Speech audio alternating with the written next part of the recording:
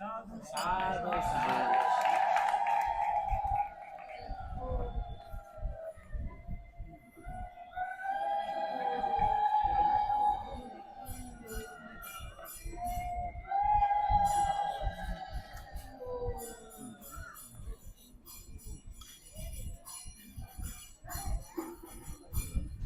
जय हो जय हो जय हो।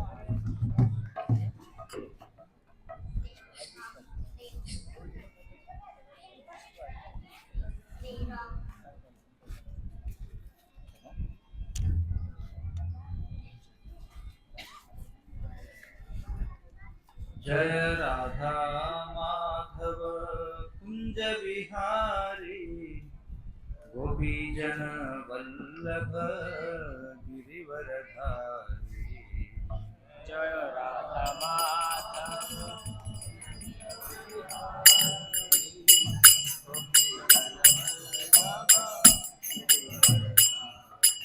जय राधा माधव कुंज विहारी गोपी जन वल्लभ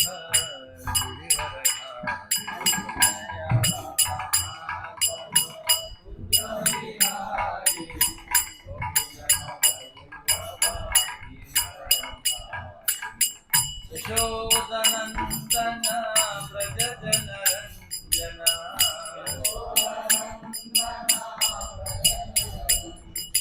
यशोदनंदन व्रज जन रंजना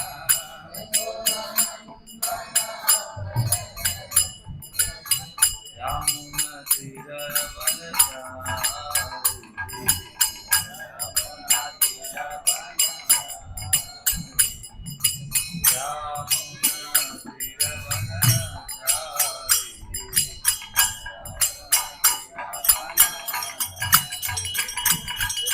जय राधा माधव कुंज विहारी गोपी जन वल्लभ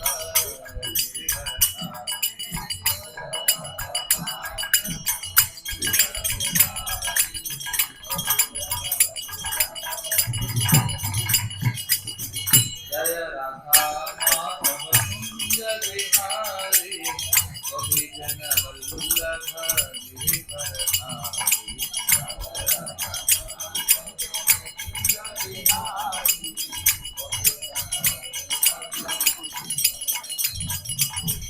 यशोदनंदन व्रज जन रंजना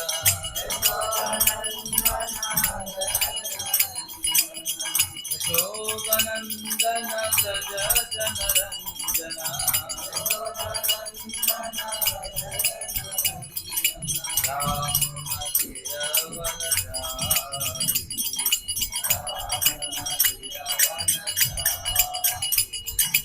यमुना तीर वनचारी।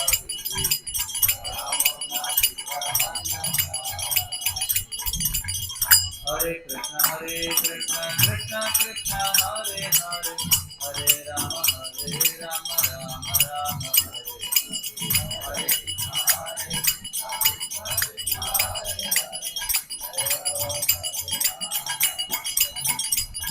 हरे कृष्ण कृष्ण कृष्ण हरे हरे हरे राम राम राम हरे हरे।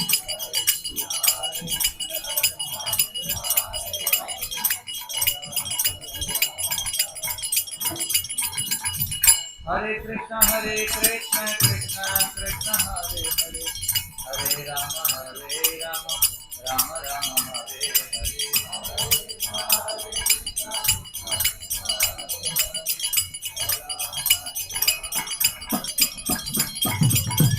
हरे कृष्ण कृष्ण कृष्ण हरे हरे हरे राम राम राम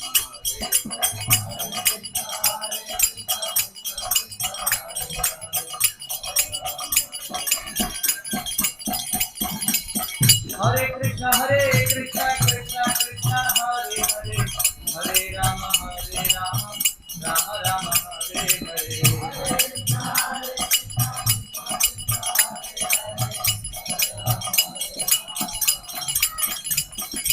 हरे कृष्ण कृष्ण कृष्ण हरे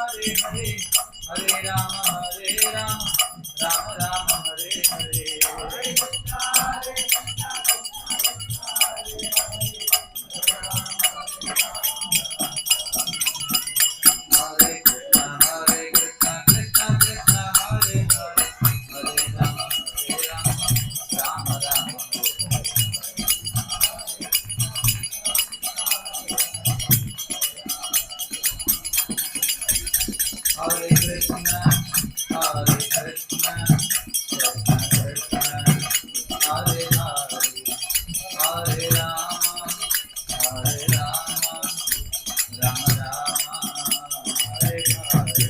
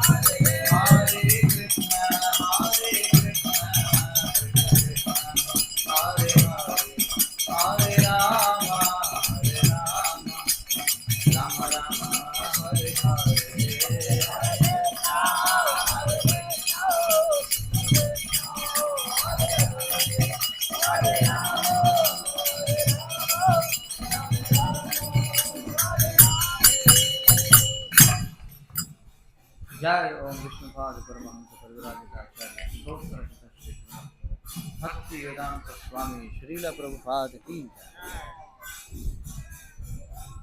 श्री श्री दामोदर भगवान की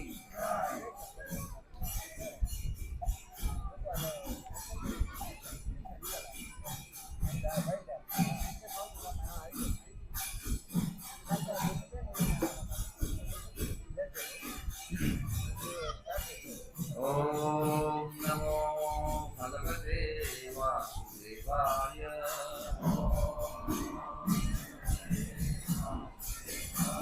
ओम नमो भगवते वासुदेवाय ओम नमो भगवते वासुदेवाय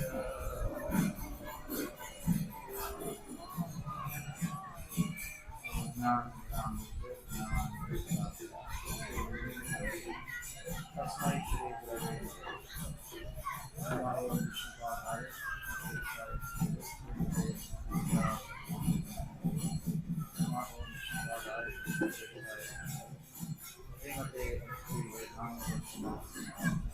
नमस्ते सारस्वते गौरवाणी निर्विशेष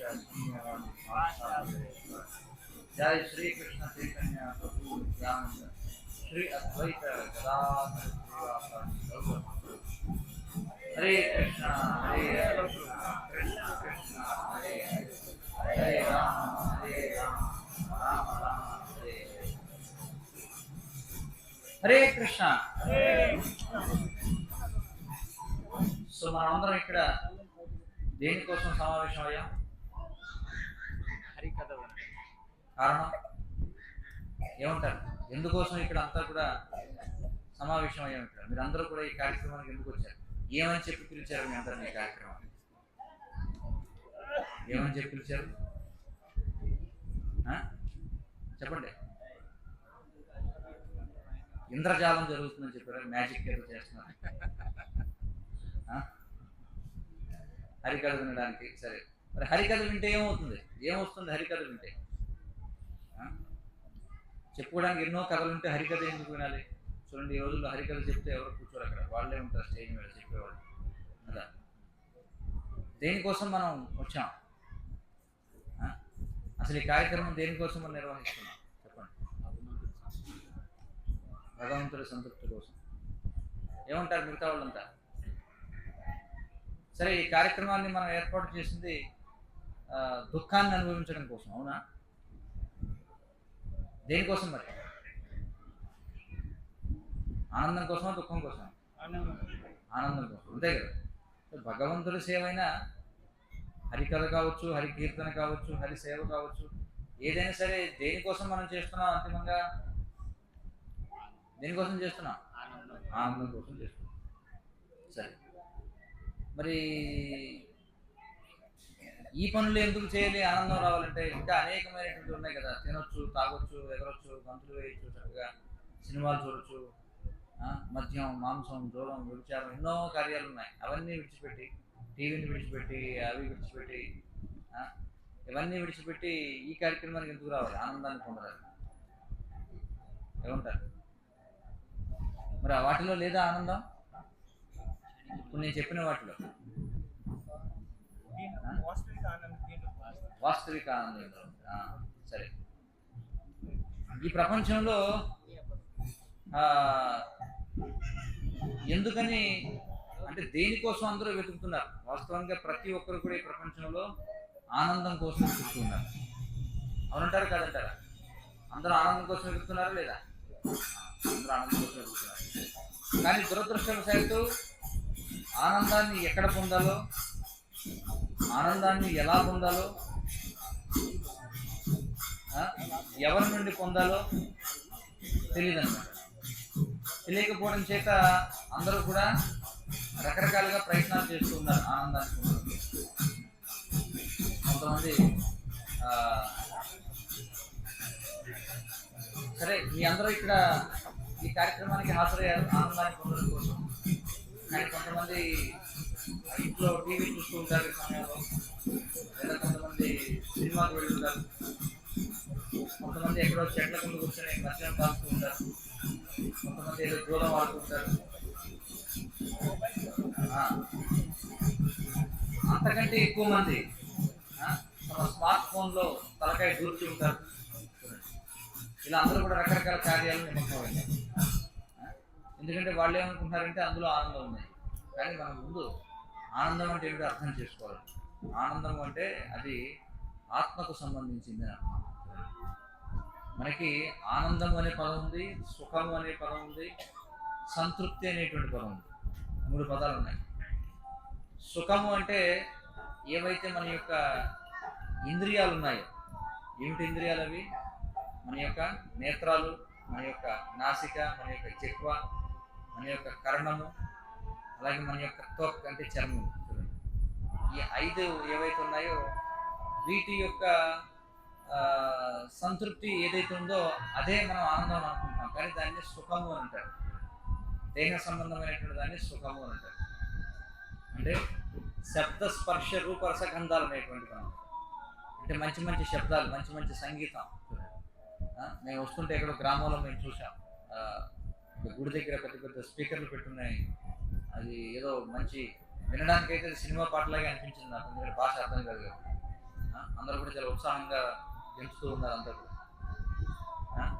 కాబట్టి రకరకాల శబ్దాలు వినడంలో, అలాగే రకరకాల సుందరమైనటువంటి దృశ్యాలు చూడడంలో, అలాగే రుచికరమైనటువంటి పదార్థాలు తినడంలో, మంచి సుగంధభరితమైనటువంటి సుగంధాలను ఆఘ్రాణించడంలో, లేదా సున్నితమైనటువంటి వస్తువులను స్పృశించడంలో,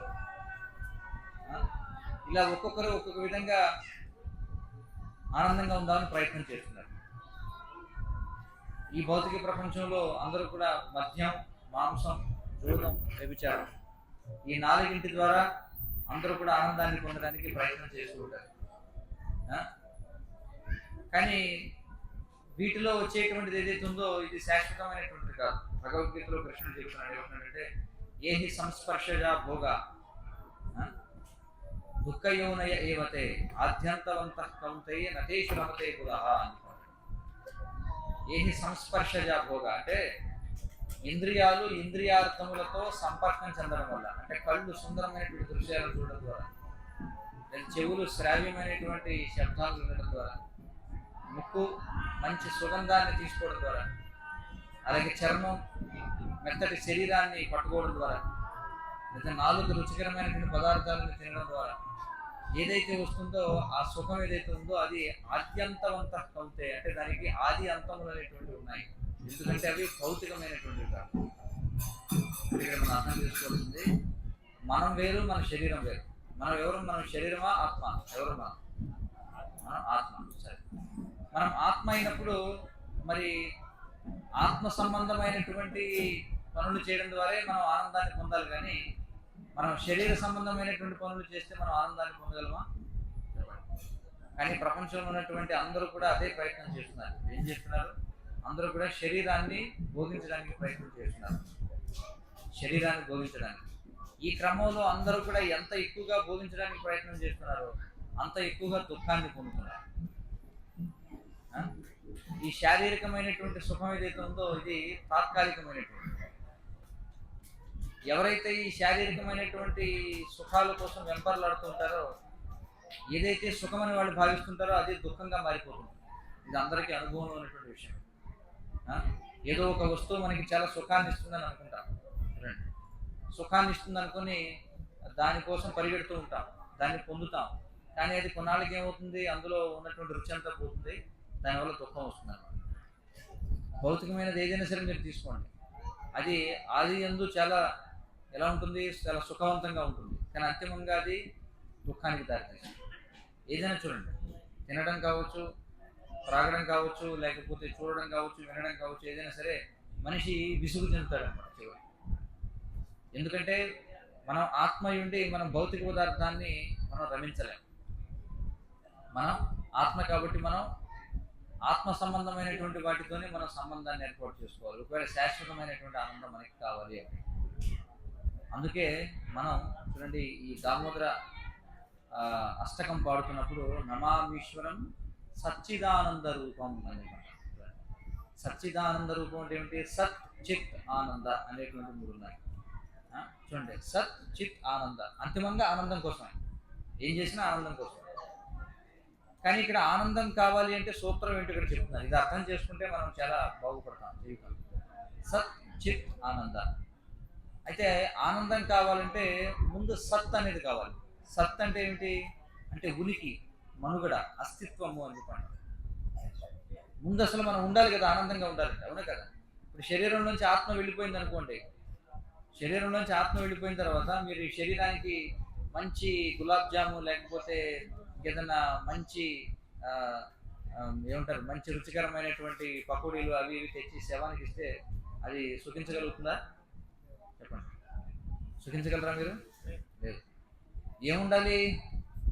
ముందు దాన్ని ఆనందాన్ని పొందాలంటే ఏం కావాలి? సత్ అంటే ముందు ఉనికి ఉండాలి, ముందు మనం జీవంగా ఉండాలి, సజీవంగా ఉండాలి మొట్టమొదట. అంతేగాని శవం ఇప్పుడు కూడా భోగించలేదన్నమాట. మరి కేవలం అస్తిత్వం ఉంటే చాలదు, చిత్ అనేది కూడా కావాలి. చిత్ అంటే ఏమిటి? చిత్ అంటే ఏమిటి? చిత్ అంటే ఏమిటి? సత్ చిత్ ఆనంద అని అంతిమంగా ఆనందం. చిత్ అంటే జ్ఞానము అని అర్థం. అంటే కేవలం మనిషి ఉంటే సరిపోదు, వాడికి జ్ఞానం కూడా ఉండాలి. జ్ఞానం ఉంటే అప్పుడు ఆనందాన్ని పొందగలగాలి. దేని గురించిన జ్ఞానం అంటే ఒక పని ఎలా చేయాలి, ఏ విధంగా చేయాలి అనేటువంటి జ్ఞానాన్ని కలిగి ఉండాలి. ముందు మనం ఉనికిని కలిగి ఉండాలి, తర్వాత మనం జ్ఞానాన్ని కలిగి ఉండాలి, అప్పుడు మనం ఆనందాన్ని పొందగలం. కాబట్టి సత్ చిత్ అనేవి లేకుండా ఆనందం అనేది రాదు. కానీ ప్రస్తుతం మన పరిస్థితి ఏంటంటే అసత్ అచిత్, కాబట్టి నిరానంద దానికి దారితీస్తున్నారు. అసత్ అంటే ఏమిటి? ప్రస్తుతం మన యొక్క దేహం ఏదైతే ఉందో ఇది శాశ్వతమైనదా అశాశ్వతమైనదా? ఇది అశాశ్వతమైనటువంటి. మరి మన యొక్క దేహానికి ఉన్నటువంటి ఇంద్రియాలు ఏవైతే ఉన్నాయో ఈ ఇంద్రియాలు 4, మన యొక్క ప్రతి మనిషి కూడా 4 లోపాలు కలిగి ఉన్నాడు. మనం అందరం కూడా 4 లోపాలు కలిగి ఉన్నాం. ఏమిటా 4 లోపాలు చెప్పగలరు ఎవరైనా?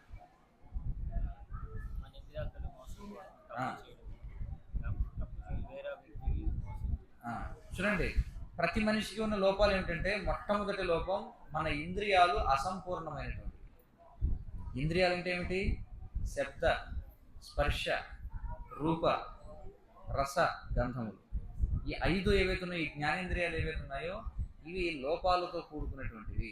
మీరు వెళ్ళి రైల్వే ట్రాక్ ఉంది, రైల్వే ట్రాక్ మధ్యలో నుంచుని మీరు చూస్తే ఎలా కనిపిస్తుందంటే ఆ చివరికి వెళ్ళి పట్టాలు 2 కలిసిపోయినట్టు కనిపిస్తుందా లేదు? కానీ నిజంగా కలిసిపోయి ఉన్నాయి అలాగా లేదు. ఇలా మనం ఎన్నో చూసి భ్రమపడుతుంటాం. చీకట్లో తాడును చూసి ఏమనుకుంటాం? పామేమో అనుకుంటాం. కాబట్టి మన ఇంద్రియాలు అసంపూర్ణమైనటువంటివి అనమాట. అలాగే మన మన చెవి ఏదైతే ఉందో, మన చెవి అన్ని శబ్దాలని వినలేదు. కుక్కలు వినగలిగిన శబ్దాలు మనుషులు వినలేరు, మనుషులు వినగలిగిన శబ్దాలు కాకులు వినలేరు. ఏవైతే మనకి జలచరాలు నీటిలో ఉండేటువంటివి, ఇప్పుడు ఏదైనా సునామీ వస్తుంది అనుకోండి, నీటిలో ఉన్నటువంటి చేపలకి వాటికి ముందే తెలిసిపోతుంది. కానీ మనం దాని బారిన పడి హాస్పిటల్లో చేరిన తర్వాత చెప్తారు సునామీ వచ్చిందని. అర్థమవుతుంది కదా. కాబట్టి ఒక్కొక్క జీవజాతికి ఒక్కొక్క విధమైనటువంటి ఇంద్రియాలు ఉన్నాయి. ఎవరి ఇంద్రియాలు కూడా సంపూర్ణం కాదు, అన్నీ కూడా అసంపూర్ణమే. ఉదాహరణకి మీరు ఏదైనా మంచి తీయగా ఉన్నటువంటి లడ్డు తిని తర్వాత మీరు దాన్ని ఏమంటారు, కమలాఫలం తిన్నారనుకో. కమలాఫలం అంటే తెలుస్తుంది అందరికీ, ఆరెంజ్. అది తింటే ఎలా ఉంటుంది? లడ్డూ తిన్న తర్వాత పుల్లగా ఉంటుంది, అవునే కదా. మరి నిజంగా పుల్లగా ఉంది అదేంటి? కాదు, మన ఇంద్రియాలు అసంపూర్ణం. అలాగే మన చెవులు, మన కళ్ళు, మన ముక్కు చూడండి. ఎక్కడైనా ఏదన్నా హత్య కానీ లేకపోతే ఏదన్నా నేరం జరిగింది అనుకోండి, పోలీసులు వెంటనే ఏం చేస్తారు? కుక్కను తీసుకొస్తారు. కుక్కను తీసుకొచ్చి దానికి వాసన చూపిస్తారు, కుక్క వెళ్ళి వెతుక్కుంటున్నారు. అదేదో మనిషికే శిక్షణ ఇవ్వచ్చు కదా, కానిస్టేబుల్కి శిక్షణ ఇస్తే బాగుంటుంది కదా. వెళ్ళి మన వాసన చూసి కానిస్టేబుల్ అటు పరిగెత్తి పట్టుకునేది సాధ్యం అవుతుంది? అది సాధ్యం కాదు. ఎందుకనంటే మన ఇంద్రియాలు అసంపూర్ణమైనటువంటివి. మన ఇంద్రియాలు అసంపూర్ణమైనవి కాబట్టి చూడండి. అంతేకాదు, మనకి అత్యంత ఇష్టమైన పదార్థం సంవత్సర కాలం నుండి మనం వేచి చూస్తున్నాం, ఎప్పుడు దొరుకుతుందా ఎప్పుడు దొరుకుతుందా అని చెప్పి. తీరా వస్తువు దొరికింది. దొరికిన తర్వాత ఎప్పుడైతే మనం మొదటి నోట్లో పెట్టుకుంటాం, అప్పుడు గొప్ప ఆనందం కలుగుతుంది కదా, అబ్బా భలే ఉందని. తర్వాత రెండో ముద్ద లోపల పెట్టుకుంటాం. మొదటిది పెట్టుకున్నంత ఆనందం రెండో దాంట్లో ఉంటుందా? రెండోది పెట్టుకున్నంత ఆనందం మూడో దాంట్లో ఉంటుందా? ఉండదు. నాలుగో దాంట్లో ఉంటుందా? ఉండదు. ఐదో దాంట్లోకి వెళ్ళేటప్పటికి ఇంకా ఆనందం అనేది ఉండదు. ఆరవది లోపల పెట్టుకునేటప్పటికి దుఃఖం మొదలవుతుంది.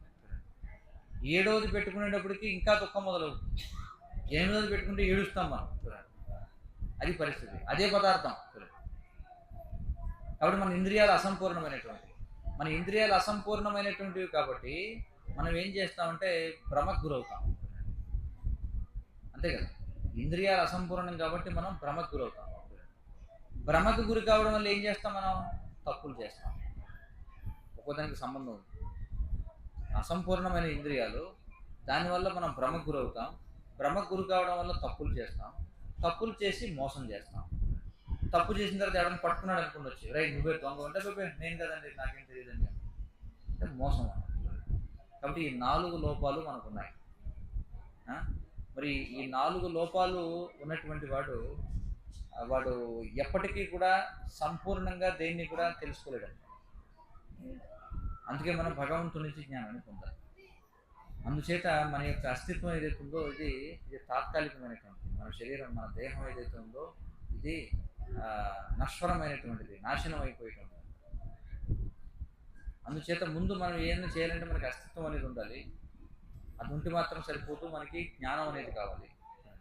ఆ జ్ఞానం ఉంటేనే, ఈ రెండు ఉంటేనే మనకి ఆనందం అనేది వస్తుంది అన్నమాట. కానీ మన ప్రస్తుత శరీరం ఇది అసత్ అన్నమాట, అశాశ్వతమైనటువంటి, ఇది పూర్తిగా లోపాలతో కూడుకున్నటువంటి.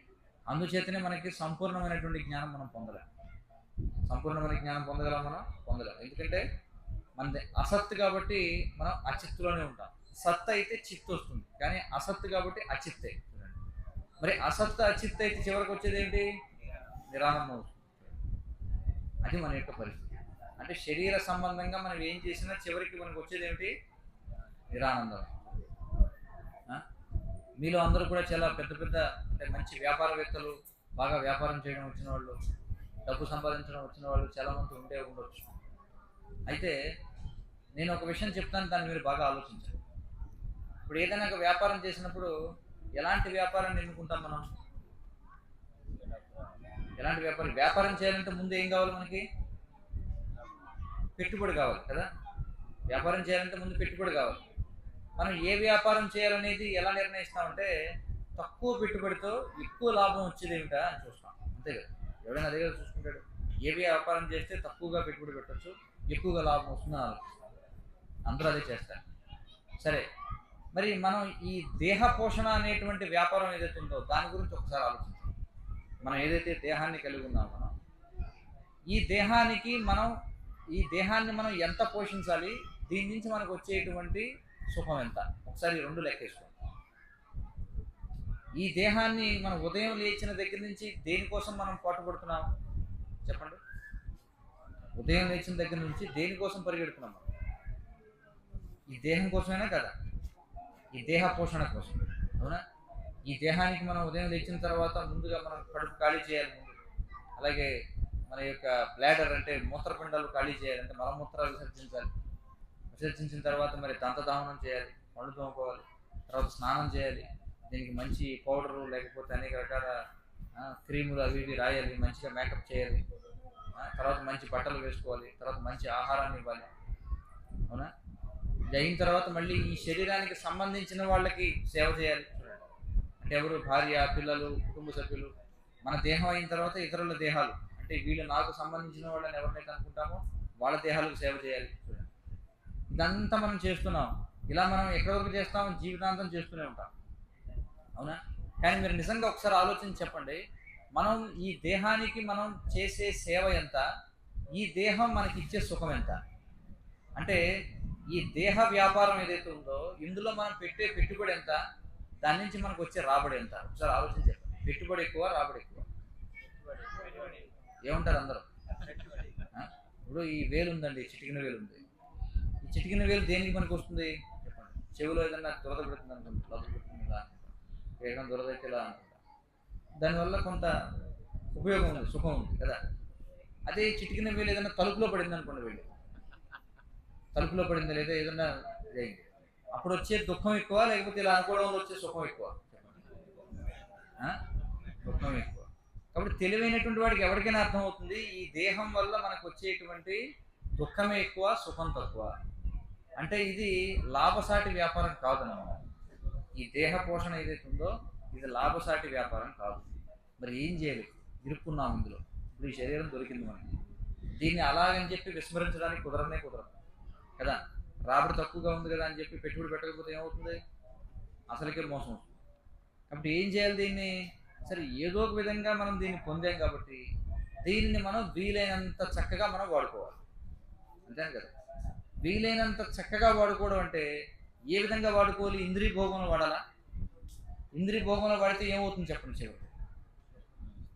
మీరు ఏదైనా చూడండి, ఆహార, నిద్ర, వైమైథునాదులు, ఈ 4 మనిషి అంటే ఎవరైతే దేహచేతనంలో ఉన్నటువంటి వాడు, నేనే శరీరాన్ని అనుకునేవాడు, ఈ 4 పనుల్లో ఆనందాన్ని పొందడానికి ప్రయత్నం చేస్తారు. సరే, ఆహారం విషయానికి వద్దాం. ఒక మనిషి ఎంతని తినగలరు చెప్పండి? ఈ రోజుల్లో అందరూ ఎక్కువగా తినాలనుకుంటారు, తక్కువగా పని చేయాలనుకుంటారు. దానివల్ల వచ్చేది ఏమిటంటే జబ్బు. అంతే కదా. పూర్వం కాయ కష్టం చేసేవారు, బాగా కాయ కష్టం చేస్తే అప్పుడు బాగా ఆకలి వేసేది, అప్పుడు బాగా తినగలిగేవాళ్ళు, తింటే జీర్ణం అయ్యేది. అంటే బాగా తినాలంటే ఏం చేయాలి? బాగా కష్టపడాలి కదా. అంటే బాగా కష్టపడితేనే, అంటే ముందు కష్టపడితేనే అప్పుడు సుఖించగలం. ఇది భౌతిక ప్రపంచపు సూత్రం అన్నమాట. కష్టం లేకుండా సుఖం లేదు, చెడు లేకుండా మంచి లేదు, లాభం లేకుండా నష్టం లేకుండా లాభం లేదు. చూడండి, అన్ని ద్వంద్వాలతో కూడుకున్నటువంటిది. ఎవరు ఎంతైనా తినగలరు చెప్పండి? అతిగా తినడం వల్ల ఏమవుతుంది? అనేక రకాల రోగాలు. మన దేశంలో వైద్యులు కూడా చెప్తున్నారు, ఎందుకని రోగాలు ఎక్కువ వస్తున్నాయట మనిషికి అంటే అతిగా తినడం వల్ల. అత్యాహారం అనేది ఇప్పుడు మనం ఈ దేశంలో చూస్తే పెద్ద సమస్య అన్నమాట. అత్యాహారం అనేది అంటే అనవసరంగా తినడం, దానివల్ల అనేకమైనటువంటి సమస్యలు. ఇక తర్వాత నిద్ర. చూడండి, మనకి ఇంత విలువైనటువంటి మానవ జన్మ వచ్చింది, ఒకవేళ మనం 100 సంవత్సరాలు జీవిస్తాం అనుకుందాం, కానీ అందులో రోజుకి 8 గంటలు ఒక మనిషి నిద్రిస్తే మనకున్నది 24 గంటలు.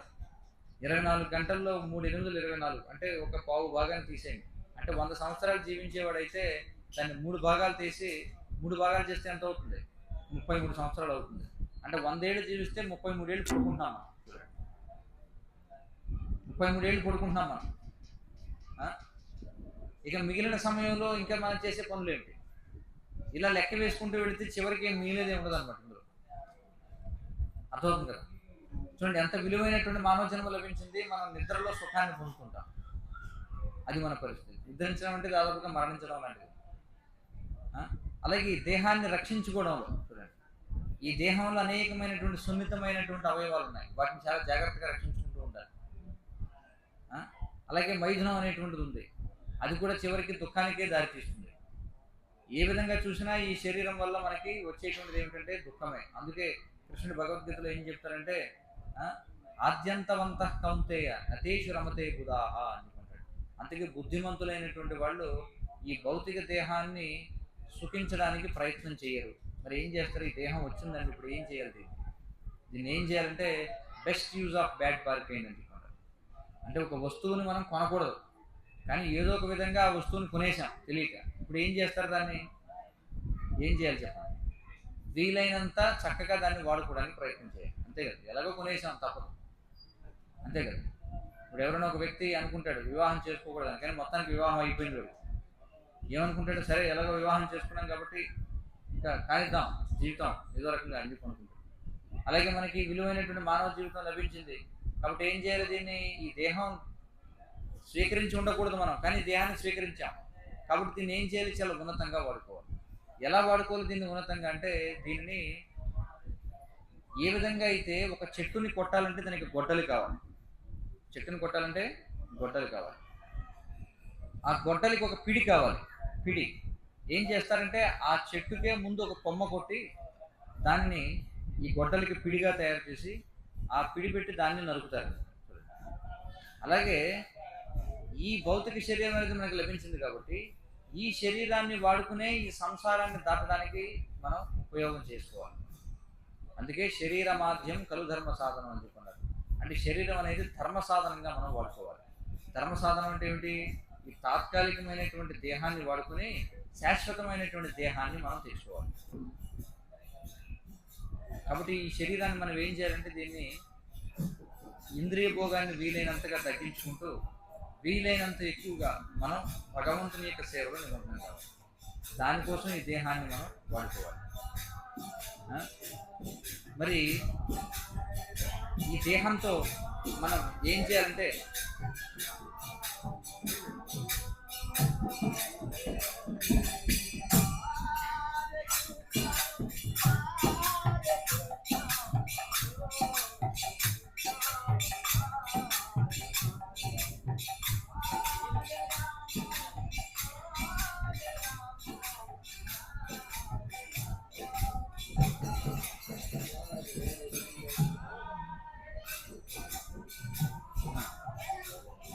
కాబట్టి విలువైనటువంటి మానవ జన్మ లభించింది కాబట్టి కేవలం మానవ జన్మలో మాత్రమే సాధ్యమయ్యే పనులు మనం చేసుకోవాలి.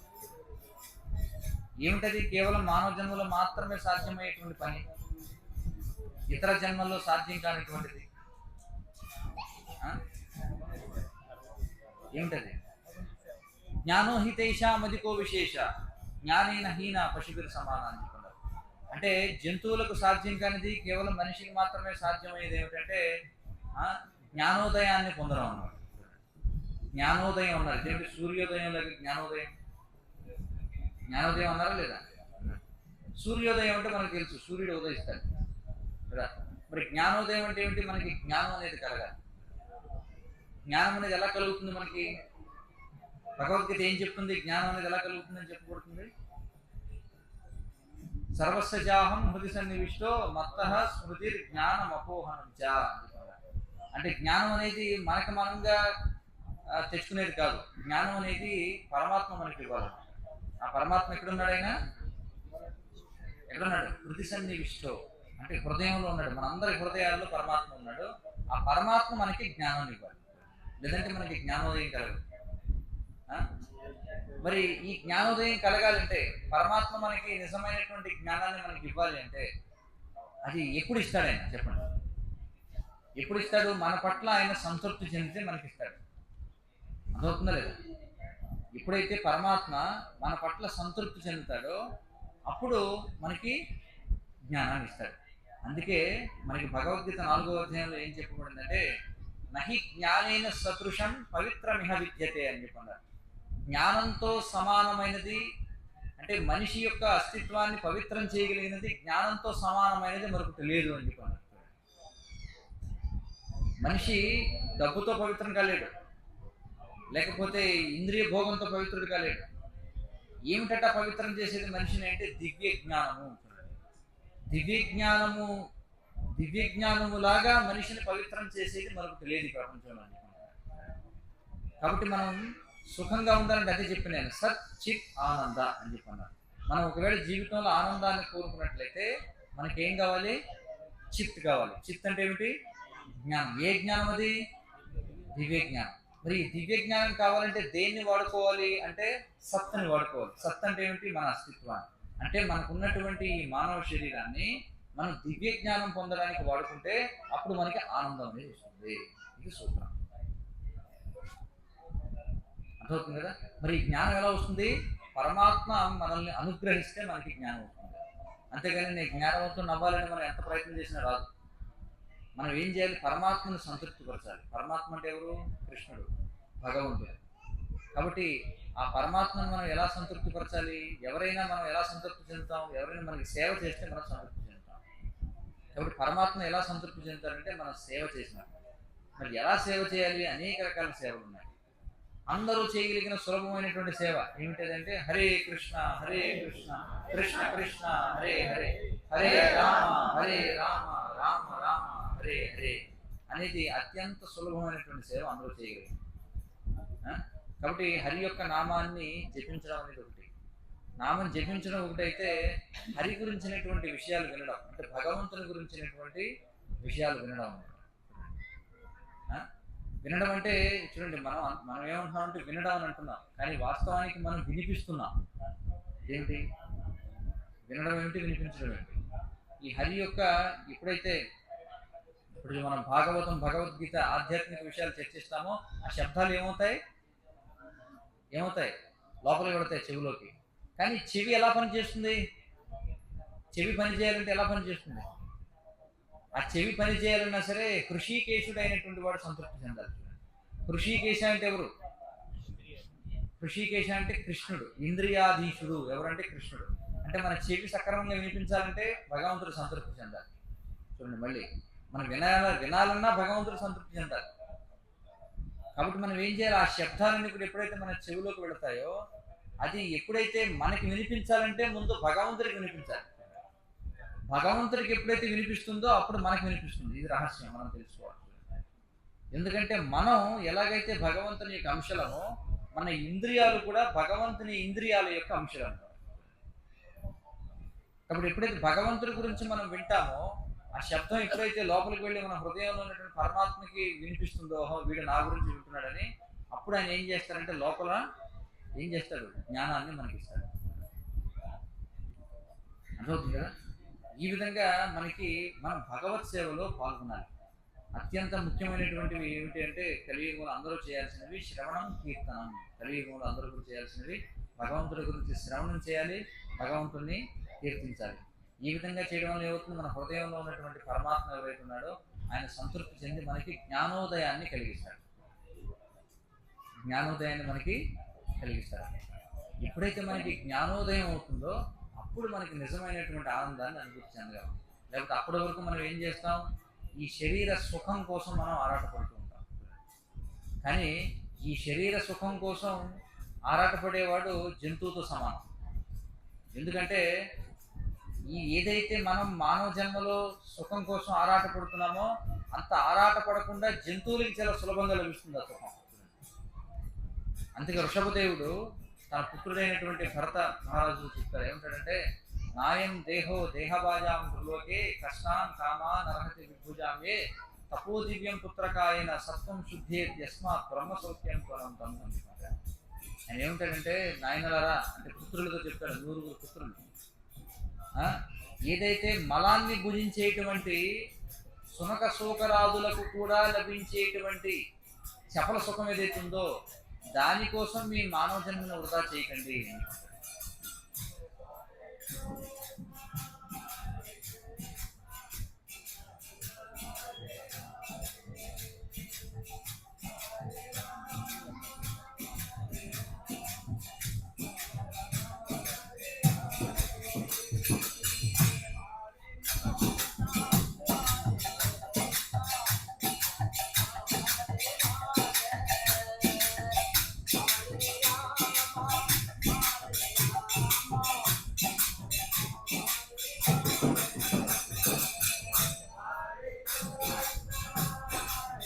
కాబట్టి ఋషభదేవుడు ఏం చెప్తున్నాడు తన పుత్రులకి? ఏదైతే ఇతర జీవజాతులు అంటే కుక్కలకి, పందులకు కూడా లభిస్తుందో దానికోసం నువ్వు ఆరాటపడద్దు అని చెప్పుకుంటున్నాడు. ఎందుకంటే మానవ జన్మలో మనం అంటే ఎవరైతే ఆత్మజ్ఞానం లేని వాళ్ళు ఉదయం నుంచి రాత్రి వరకు కష్టపడుతూ ఉంటారో, ఏ సుఖం కోసం అయితే కష్టపడుతుంటారో, అంటే ఏ ఇంద్రియ సుఖం కోసం అయితే కష్టపడుతుంటారో ఆ విధమైనటువంటి సుఖం ఎలాంటి కష్టం లేకుండా జంతువులు కూడా లభిస్తుంది కదా. అర్థమవుతుంది కదా. ఇప్పుడు మనిషి ఏమనుకుంటాడంటే నేను బతకాలి అంటే నేను ఉద్యోగం చేయాలనుకుంటాడు. ఉద్యోగం చేయాలంటే చదువుకోవాలంటే బడికి వెళ్ళాలి. అంటే నేను వెళ్ళి చదువుకుంటే ఉద్యోగం సంపాదిస్తే, ఉద్యోగం చేసి ధనం సంపాదిస్తే ఆ ధనాన్ని ఉపయోగించుకుని నేను ఇంద్రియ భోగం చేస్తాను. కానీ మనం చూస్తే జంతువులకి అవి చదువుకోకర్లేదు, అవి ఉద్యోగం చేయక్కర్లేదు, అయినా సరే ప్రకృతి ఏర్పాటు వల్ల వాటికి లభిస్తున్నాయా లేదా? ఆహార నిద్ర భయమైనాలు జంతువులు కూడా ఉన్నాయా లేవా చెప్పండి. తేడా ఏమిటంటే పాత్ర వేరంతే. చూడండి, ఇప్పుడు ఒక వ్యక్తి అదే హల్వాని అరిటాకులో తింటున్నాడు, ఒకడేమో చేతి కుప్పెట్లో తింటున్నాడు, ఒకడేమో బంగారు పళ్ళెంలో తింటున్నాడు, ఒకడేమో మట్టి పళ్ళెంలో తింటున్నాడు. రుచి ఏమన్నా మారిపోతుంది అందులో? ఏమంటారు? రుచి ఏమి మారిపోదు కదా. పాత్ర మార్చినంత మాత్రాన రుచి మారిపోదు. అలాగే మనం ఏమనుకుంటామంటే మనిషి యొక్క ఆహార నిద్ర భయమైదనాలు జంతువుల యొక్క ఆహార నిద్ర భయమైదనాల కంటే మెరుగైనవి అనుకుంటాం.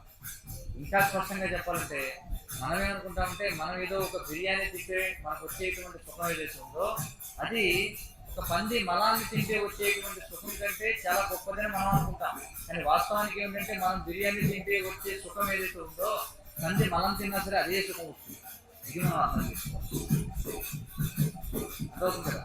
ఇదే సూత్రం నిద్ర, మైథునం, భయానికి కూడా వర్తిస్తున్నారు. అదవుతుంది కదా. ఇప్పుడు ఒరిస్సాలో ఉన్న వాళ్ళని గిల్లితే వచ్చే నొప్పి, ఆంధ్రాలో ఉన్న వాళ్ళని గిల్లితే వచ్చే నొప్పి వేరే. అది ఒరిస్సా నొప్పి, ఇది ఆంధ్రా నొప్పి అని అనుకుంటుందా? నొప్పి ఎవరికైనా నొప్పి అవునా కదా.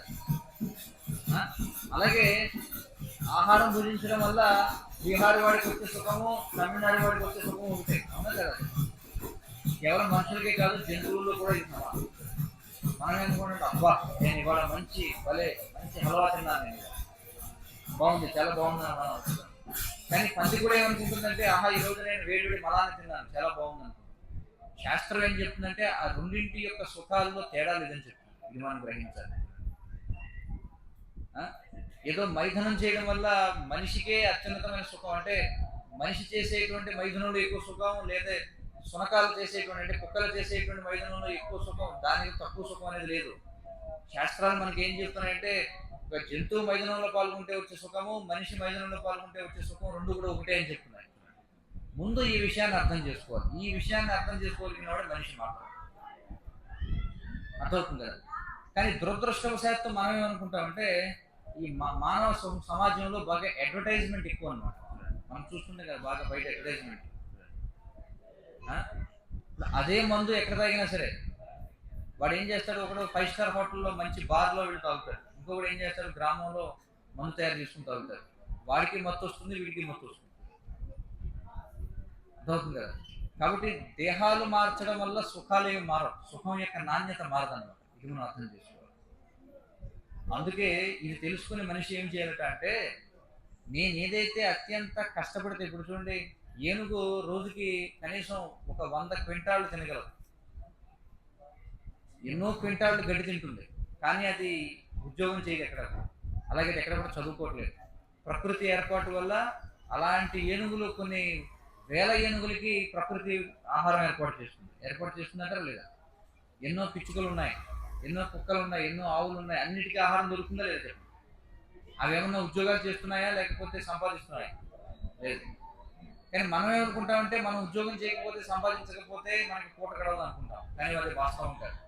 చాలా మంది మనం చూస్తుంటాం ఏ పని పాట లేకుండా తిరిగే వాళ్ళు ఉంటారు, వాళ్ళకు కూడా పూట గడుస్తుంది భగవంతుడికి ఏర్పాటు. కాబట్టి మానవ జన్మ పొందిన వాడు ఏమర్థం చేసుకోవాలంటే ఓహో నేను ఏదైతే అత్యంత కష్టపడుతున్నానో సంపాదించడానికి అవి ఎలాంటి కష్టం లేకుండా జంతువులు కూడా లభిస్తున్నాయి, కాబట్టి నేనెందుకు వాటిలాగా కష్టపడాలి? అందుకే మనిషి వాటికి లభించిన దానికోసం నేను కష్టపడాలని ఆలోచించాలి. అంటే ఏదైతే మనం జంతువుల శరీరాల్లో లేకపోతే చెట్లు మొక్కల యొక్క శరీరాల్లో, పక్షుల శరీరాల్లో, క్రిమికీటకాల యొక్క శరీరాల్లో మనం పొందలేమో దానికోసం మనం ప్రయత్నం చేయాలి మానవ జన్మ. అర్థమవుతుంది కదా. ప్రతిదానికి ఒక ఉపయోగం ఉంటుంది. ఉదాహరణకి అందరి దగ్గర ఫోన్ ఉంది కదా, ఈ రోజుల్లో ఫోన్ లేనివాడు ఎవరు లేడు. ఆ ఫోన్ యొక్క ఉపయోగం ఏమిటి? ఫోన్ యొక్క ఉపయోగం ఏమిటంటే ఫోన్ చేసి అవతల వాడితో మాట్లాడటం కోసం. కానీ అదే ఫోన్ని వేరే రకాలుగా కూడా వాడుకోవచ్చు. ఫోన్ని టార్చ్ లైట్ కింద వాడుకోవచ్చు, అలారం కింద వాడుకోవచ్చు, క్యాలిక్యులేటర్ కింద వాడచ్చు, కాగితాలు ఎగిరిపోకుండా పెట్టుకోవచ్చు, గోపుడానికి కూడా వాడుకోవచ్చు ఫోన్ని. అవునా కదా కదా, రకరకాలుగా వాడుకోవచ్చా లేదా చెప్పండి. లేదా కోపం వచ్చినప్పుడు అవతల వాడిని కొట్టడానికి వాడచ్చు, ఎలాగైనా వాడుకోవచ్చు ఫోన్. కానీ దానికంటూ ఒక ఉపయోగం ఉంది. ఏంటది? ఫోన్ మాత్రమే చేయగలిగిన పని ఏంటి? అవతల వాడితో మాట్లాడటం. వేరే టార్చ్ లైట్ ఫోన్ పని చేయగలుగుతుందా? లేదు కదా, టార్చ్ లైట్ ఫోన్ పని చేయలేదు. అలాగే రాయి అవతల వాడిని కొట్టడానికి రాయి విసురుతాం, ఆ రాయి ఫోన్ పని చేయగలుగుతుందా? చేయలేదు. కానీ ఫోన్ మాత్రమే చేయగలిగిన పని ఏమిటంటే అవతల వాడితో ఫోన్ చేసి మాట్లాడటం. అలాగే మానవ జన్మలో మాత్రమే మనం చేయగలిగింది ఏమిటంటే మనం శాశ్వతమైనటువంటి ఆనందం గురించి తెలుసుకోవడం, అంటే ఆత్మ గురించి తెలుసుకోవడం, భగవంతుడి గురించి తెలుసుకోవడం.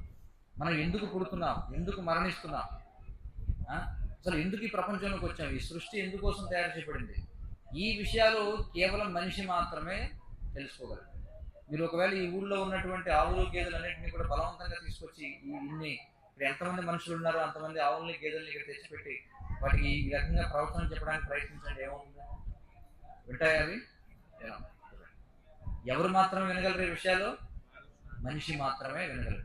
అందుకే శాస్త్రాలు ఏం చెప్తున్నాయంటే విలువైన మానవ జన్మ పొంది ఎవరైతే ఇలాంటి విషయాల గురించి సమావేశం కారో వాళ్ళని పశువులతో పోల్చిందనుకుంటారు శాస్త్రం. ఎందుకంటే మీరు చూడండి, చెత్త కుప్పలు ఉంటాయి కదా, ప్రతి ఊళ్ళో చెత్త కుప్పలు ఉంటాయి.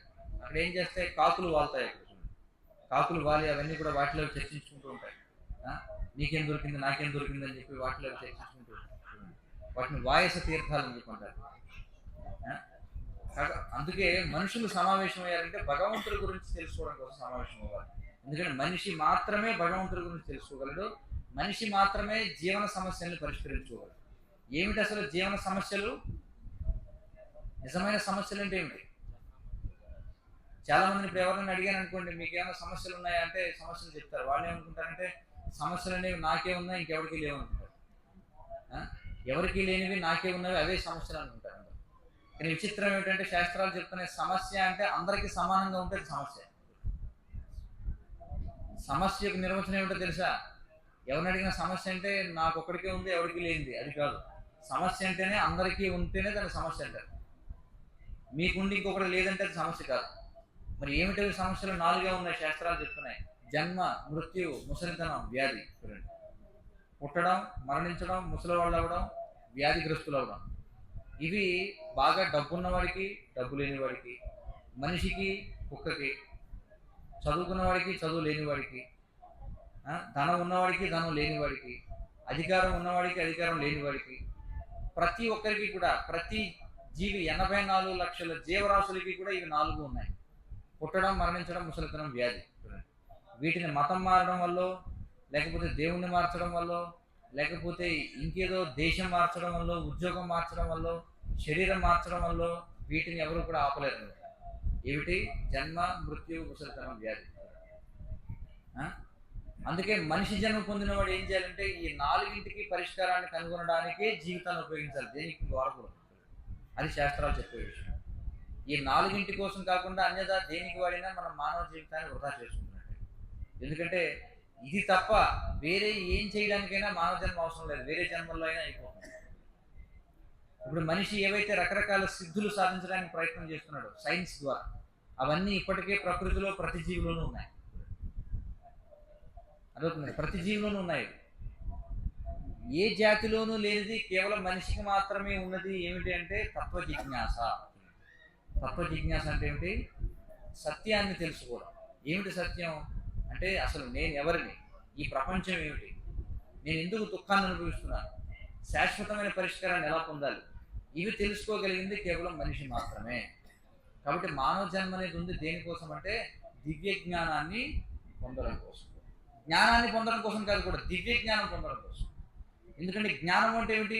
పశువులు కూడా జ్ఞానం, పొద్దున్నే లేవగానే పశువులన్నీ కూడా జ్ఞాన సముపార్జన కోసం తిరుగుతుంటాయి. ఏమిటి? ఇప్పుడు ఆవు ఉదయం లేచినప్పుడు గడ్డి ఎక్కడ చూసుకుంటూ వెళ్తుంటారు కదా, పక్షులు కూడా ఉదయం లేవగానే చర్చించుకుంటాయి, ఎక్కడికి వెళదాం, ఆ పక్కకి వెళదాం, ఎక్కడున్నాయి పురుగులు, ఎక్కడున్నాయి, ఏమున్నా తినడానికి. పిల్లులు, ప్రతి జీవి కూడా ఉదయం లేవగానే ఆహార, నిద్ర, భోజనాలు ఎక్కడ దొరుకుతాయి వాటి కోసమే జిజ్ఞాస తిరుగుతుంటాయి. మనిషి కూడా వాటి కోసమే తిరిగితే మనిషి 2 కాళ్ళ జంతువు అవుతారని శాస్త్రాలు. జ్ఞానోహితేషామధికో విశేష జ్ఞానేన హీన పశువులు సమాన అని చెప్తున్నారు. కాబట్టి ఈ దివ్య జ్ఞానం ఒక్కటే మనిషిని పశువు నుండి వేరు చేస్తుంది. ఏమిటి దివ్య జ్ఞానం అంటే, నేను ఈ శరీరాన్ని కాదు, నేను ఆత్మని. ఎప్పుడైతే మీ వయసు 50 ఏళ్ళు కావచ్చు, 60 ఏళ్ళు కావచ్చు, 80 ఏళ్ళు కావచ్చు, ఏ వయసులో అయితే మీరు ఈ విషయాన్ని తెలుసుకుంటారు, ఏమని, నేను ఈ శరీరం కాదు ఆత్మని అని, ఆ రోజే మీరు పుట్టినట్టు అనమాట. అప్పటి వరకు మనం పశువుగా ఉన్నట్టే, ఇది శాస్త్రాలు చెప్తున్నారు. అప్పటి వరకు మీరు చాలా డిగ్రీలు చేసి ఉండొచ్చు, చాలా ధనం సంపాదించవచ్చు, లేకపోతే మీకు సమాజంలో గొప్ప పేరు ప్రతిష్టలు ఉండొచ్చు, ఇవన్నీ వచ్చి ఉండొచ్చు. కానీ శాస్త్రాలు చెప్తున్నాయి, ఒకవేళ మీకు 80 ఏళ్ల వయసు వచ్చే వరకు మీకు ఒకవేళ ఈ విషయం తెలియదు అనుకోండి, నేను శరీరాన్ని కాదు ఆత్మని, అప్పటి వరకు కూడా మీరు పశువులాగా జీవించినట్టే, ఇది శాస్త్ర తీర్మానం. కాబట్టి ఇదొక్కటే మనిషిని జంతువుల నుంచి వేరు చూస్తుంది, ఏమిటంటే దివ్య జ్ఞానము. అందుకే ఈ వెలుగు అనేటువంటి, ఈ దీపం అనేది ఏదైతుందో అది జ్ఞానంతో పోల్చబడింది. దివ్య జ్ఞానం హృదయ ప్రకాశితో అని చెప్పారు. ఈ దివ్య జ్ఞానం అనేది హృదయాన్ని ప్రకాశింపజేస్తుంది. అందుకే మనం జ్ఞానోదయం అని చెప్పన్నారు. అందుకే నహి జ్ఞానేన సదృశం పవిత్రమిహ విద్యతే. ఈ దివ్య జ్ఞానం వలె పవిత్రం చేసేటువంటిది మరొకటి లేదు ఈ లోకంలో అని చెప్పారు. అలాగే అర్జున, ఒకవేళ అపిచేదపి పాపేభ్యో సర్వేభ్యో పాపకృత్తమః. చూడండి, కృష్ణుడు అంటాడు, అర్జున, ఒకవేళ నువ్వు అనుకుంటున్నావు నీకంటే పాపాత్ముడు ఇంకొకరు లేడు అని నువ్వు అనుకున్నట్లయితే, అయినా సరే నువ్వు ఈ దివ్య జ్ఞానం అనేటువంటి నౌకను ఆశ్రయించినట్లయితే నువ్వు ఈ సంసార సాగరాన్ని దాటగలుగుతావు అని చెప్పాడు. కదా, మనం అనుకోవచ్చు, నా అంతటి పాపాత్ముడు ఎవడు లేడండి, నేను చేయనటువంటి పాపం ఇది లేదు, నేను అత్యంత నికృష్టుడే, నన్ను ఎవడు కూడా పవిత్రం చేయలేడు అని అనుకున్నా, లేదు, ఎవరినైనా పవిత్రం చేయగలిగింది అవుతుంది. ఏమిటంటే అది దివ్య జ్ఞానం. మరి ఆ దివ్య జ్ఞానం మనకి ఎక్కడి నుంచి లభిస్తుంది? శాస్త్రాల నుండి మనకు లభిస్తుంది. భగవద్గీత, భాగవతం, రామాయణం, మహాభారతం, ఇవి మన మన జీవితంలో వెలుగును నింపేటువంటివి కదా. ఆ విధమైనటువంటి వెలుగును నింపడం కోసమే భగవంతుడు స్వయంగా ఈ భూమిపై అవతరిస్తున్నాడు. వచ్చి అందరికీ కూడా ఆయన జ్ఞానం అనేటువంటి వెలుగును పంచిపెడుతున్నాడు. ఒక్కోసారి ఆయన యొక్క ప్రతినిధులను పంపిస్తారు, గురువులు, సాధువులు వస్తూ ఉంటారు. వీళ్ళ పని ఏమిటంటే అందరికీ కూడా వెలుగుని పంచడం, అందరికీ జ్ఞానోదయాన్ని కలిగించడం. కాబట్టి మరి ఇది దామోదర మాసం, కార్తీక దామోదర మాసం అనేది, ఈ మాసం అనేది దేనికోసం ఉందంటే, మిగతా మాసాలన్నీ మీరు అంధకారంలో ఉండుండొచ్చు, కనీసం ఈ మాసంలోనైనా మీరు జ్ఞానజ్యోతిని వెలిగించుకోవాలి. అందుకే కార్తీక మాసంలో ఎవడైతే మద్యం, మాంసం, జోదం, వ్యభిచారం 4 చేస్తాడో వాడు తీవ్రమైనటువంటి నరకయాతన అనుభవించాల్సి ఉంటుంది, శాస్త్రాలు చెప్తున్నాయి. అర్థమవుతుంది కదా. ముఖ్యంగా ఈ కార్తీక మాసం, ఈ మాసంలో ఎవరైతే మద్యం, మాంసం, జోదం, వ్యభిచారం అనే వాటికి పాల్పడతారో వాళ్ళు నరకయాతన అనుభవించాల్సి ఉంటుంది. కాబట్టి ఈ మాసం ఏదైతే ఉందో ఇది జ్ఞానోదయాన్ని కలిగించుకోవడానికి కోసం ఉన్న మాసం అనమాట. అందుకే ఈ కార్తీక మాసంలో ప్రతి ఒక్కరు కూడా ఏం చేయాలంటే, ఈ 4 పాపకృత్యాలకి ఎట్టి పరిస్థితుల్లో దూరంగా ఉండాలి. వాస్తవానికి జీవితాంతం దూరంగా ఉండాలి, సాధ్యం కాకపోతే కనీసం ఈ నెల రోజులన్నా దూరంగా ఉండాలి. ఈ నెల రోజులు ఎట్టి పరిస్థితుల్లో ఈ పాపకార్యాల్లో మనం ఉండకూడదు. మరి ఏం చేయాలి? మనం జ్ఞానాన్ని పెంపొందించుకునే కార్యాలు చేయాలి. ఏం చేయాలి? కనీసం మీరు ఏమి చేయలేకపోయినా భగవంతుడికి కనీసం ఒక దీపాన్ని వెలిగించాలి ఈ కార్తీక మాసం. ఆ విధంగా కనీసం దీపాన్ని వెలిగిస్తే భగవంతుడికి ఆయన మన హృదయంలో మనకి జ్ఞాన దీపాన్ని వెలిగిస్తాడు. కాబట్టి ఈ నెల రోజులు కూడా మనం ఏం చేయాలంటే మన యొక్క అస్తిత్వాన్ని పవిత్రం చేసుకునేటువంటి కార్యాలు చేయాలి. మరి అనేకమైనటువంటి కార్యాలు ఉన్నాయి మన అస్తిత్వాన్ని పవిత్రం చేసేవి, కానీ దివ్య జ్ఞానాన్ని పెంపొందించుకోవడం అంతటి పవిత్రమైన కార్యం మరొకటి లేదు. మరి ఆ దివ్య జ్ఞానాన్ని ఎలా మనం పొందాలి అంటే, ఒక దీపాన్ని ఉపయోగించి మరొక దీపాన్ని వెలిగించినట్లుగా ఎవరైతే అప్పటికే తమ హృదయాల్లో ఈ జ్ఞాన దీపాన్ని వెలిగించుకున్నారో వారి నుండి మనం దీపాన్ని వెలిగించుకోవాలి. అంతే కదా. మనం అగ్ని ముట్టించాలంటే ఇంకొక అగ్ని ఉండాల్సిందే. అగ్ని లేకుండా అగ్నిని ఎలా సృష్టిస్తారు? సాధ్యం కాదు. కాబట్టి సాధువులు ఎవరైతే ఉన్నారో వాళ్ళు అన్ని ప్రాంతాల్లో, పట్టణాల్లో, గ్రామాల్లో అన్ని చోట్ల కూడా సంచరిస్తూ ఉంటారు. ఈ జ్ఞాన దీపాన్ని మోసుకొని వెళుతూ ఉంటారు. వెళ్ళి ఏం చేస్తారు, ఎక్కడెక్కడైతే కొద్దిగా దీపం వెలిగించడానికి తైలం ఉందనుకుంటారో వెంటనే ఎక్కడ వెలిగిస్తారు. అంతే కదా, ఎక్కడెప్పుడు, ఎందుకంటే తైలం లేకపోతే వెలగదు. కాబట్టి ఈ సాధువులు చేసే పని ఏమిటంటే గ్రామాలు సంచరించి చూసుకుంటారు ఎవరి దగ్గర తైలం ఉంది, ఎవరి దగ్గర తైలం ఉంది. అంటే తైలం అంటే ఏమిటి, ఆసక్తి. ఎవరి దగ్గర ఆసక్తి ఉందో చూస్తారు. వీడికి ఆసక్తి ఉందంటే వెంటనే వాడి దీపాన్ని వాడికి ముట్టించి వెళ్ళిపోతారు. వాడేం చేస్తాడు, మళ్ళీ వాడి దగ్గర ఉన్నటువంటి దీపాన్ని ఇంకోటికి ముట్టిస్తాడు. ఇది సాధువులు చేసేటువంటి కార్యం అనమాట. అందుకే ఈ కార్తీక మాసంలో ఎందుకు ఇలా గ్రామాల్లో ప్రతి చోట్ల కూడా ఎందుకోసం ఈ కార్యక్రమాలు చేస్తున్నారంటే అందరికీ జ్ఞానోదయం కలిగించడం కోసం. ఎందుకంటే ఈ దివ్య జ్ఞానం తప్ప మనల్ని పవిత్రం చేయగలిగినది మరొకటి లేదు. అందుకే చైతన్య మహాప్రభు అంటారు, విద్యావధూ జీవనం అని చెప్పంటారు. చేతోదర్పణ మార్జనం భవమహా ధావాగ్ని నిర్వాపణం శ్రేయ కైరవ చంద్రికా వితరణం విద్యావధూ జీవనం అని చెప్పుకుంటారు. సకల విద్యలకు వధువు వంటిది అని చెప్పుకుంటారు. అంటే సకల విద్యల యొక్క సారం ఏమిటంటే ఏమిటది, పరం విజయతే శ్రీకృష్ణ సంకీర్తనం.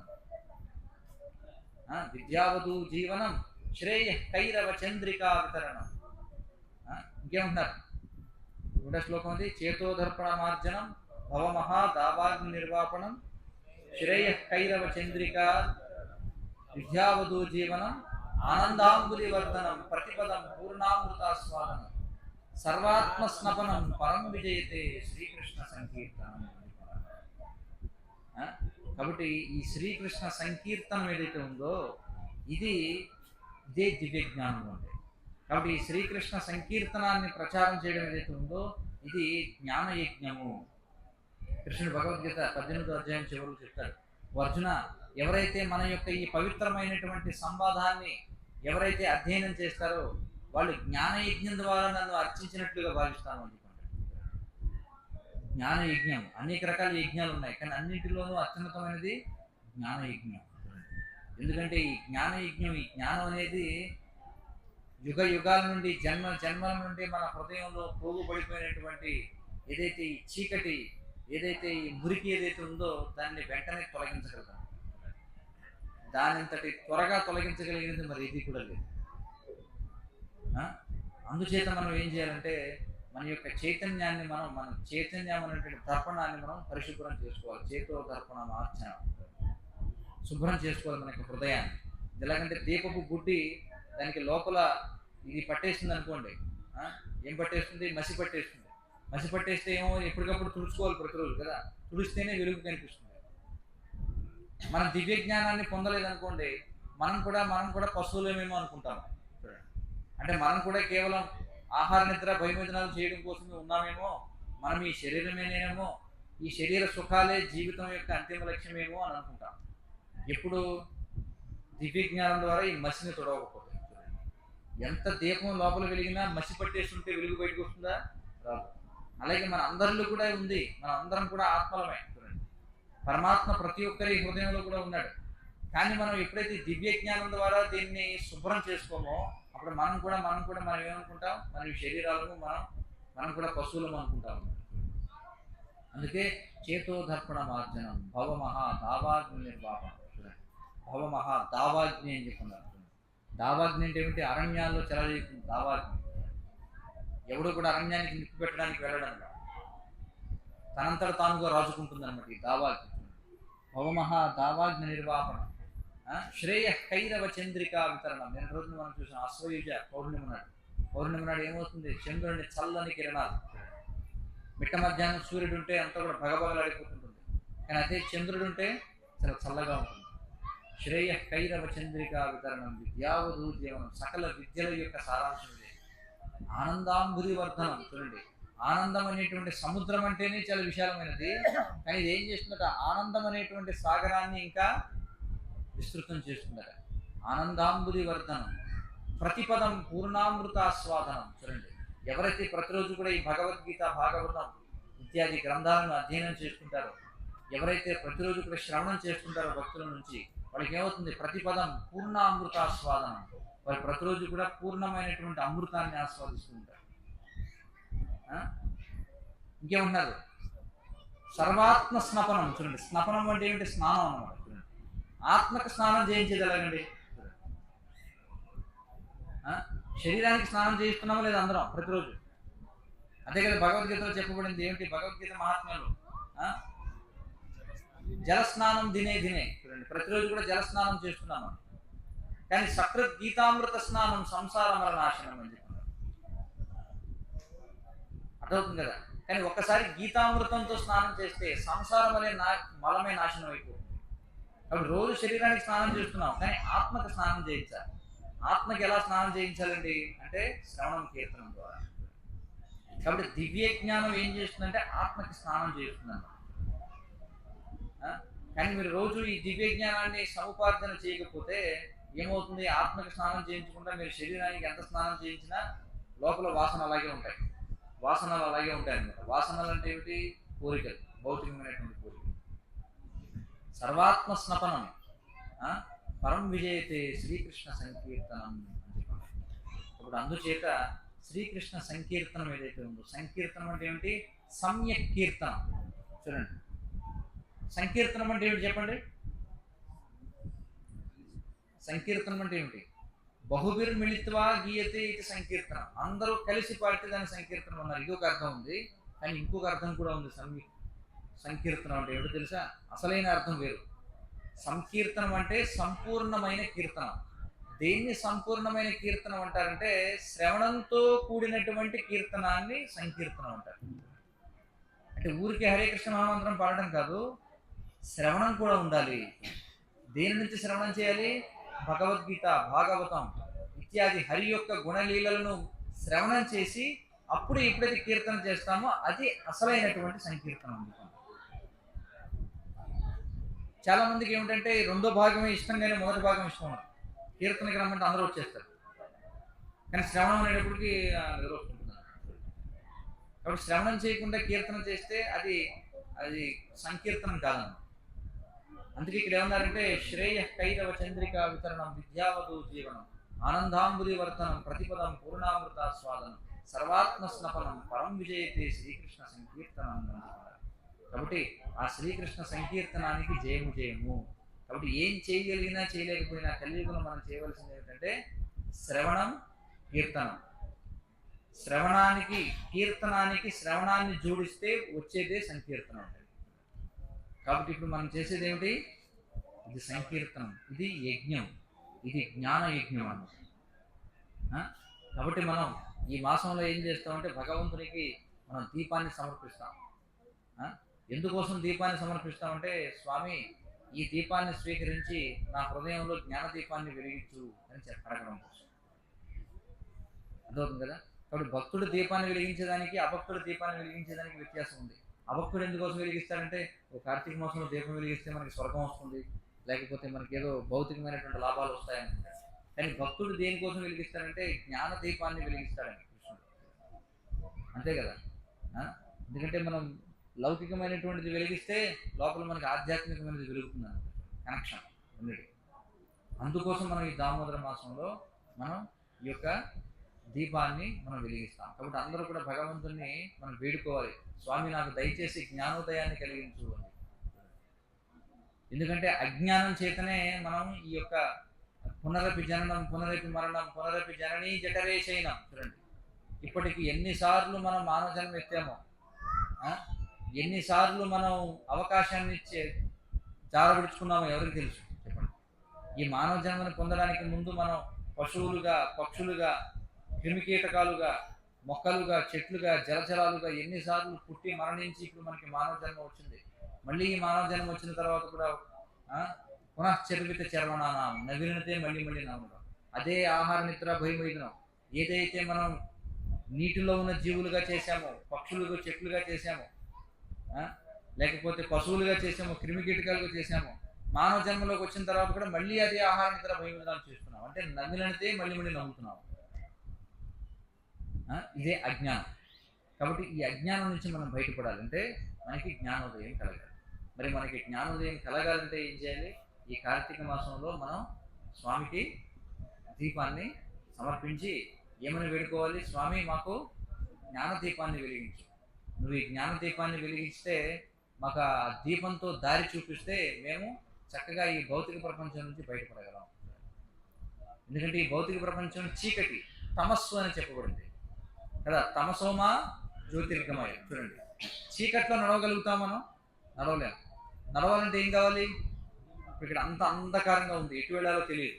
ఎవరో అక్కడ దీపం వెలిగించారనుకున్నప్పుడు ఏం చేస్తాం మనం? దిక్సూచి అనమాట, అక్కడికి వెళతాం. ఎక్కడ దీపం వెలిగించి పడితే అక్కడికి వెళతాం. అంతేనే కదా? అంతేనా? దీపం లేకపోతే దారి తెలుస్తుందా మనకి? తెలియదు.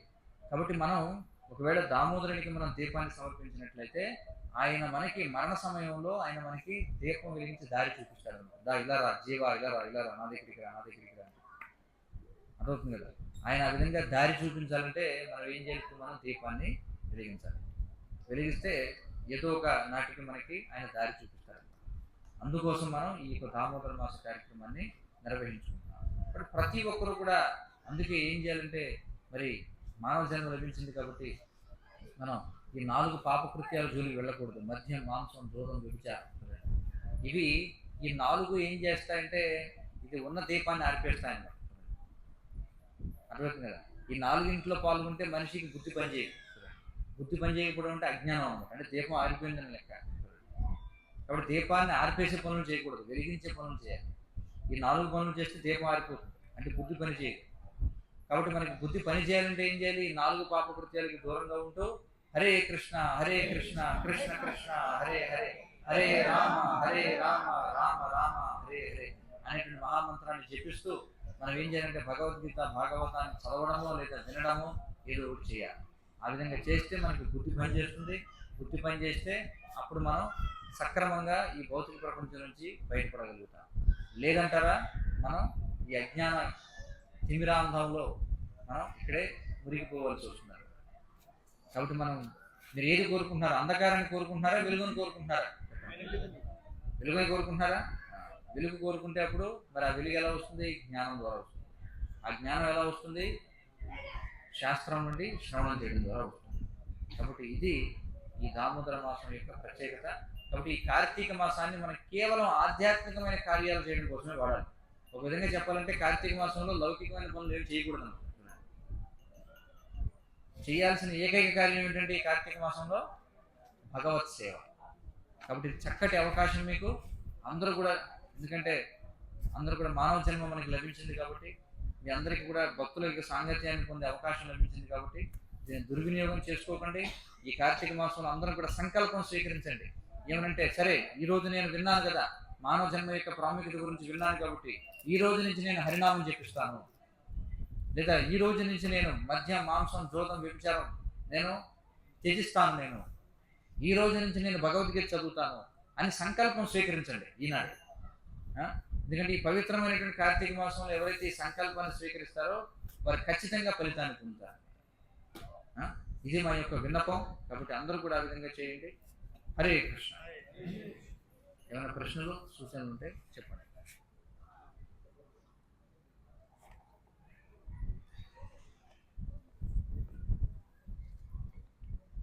ఎవరికైనా ప్రశ్నలు ఉన్నాయా? ఇప్పటివరకు చర్చించిన విషయాలు.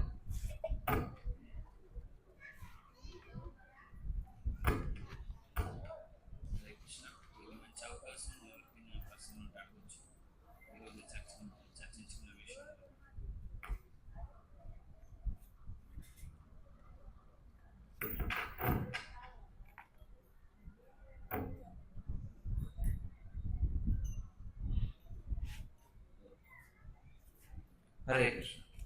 ఇప్పుడు దామోదరాష్టమి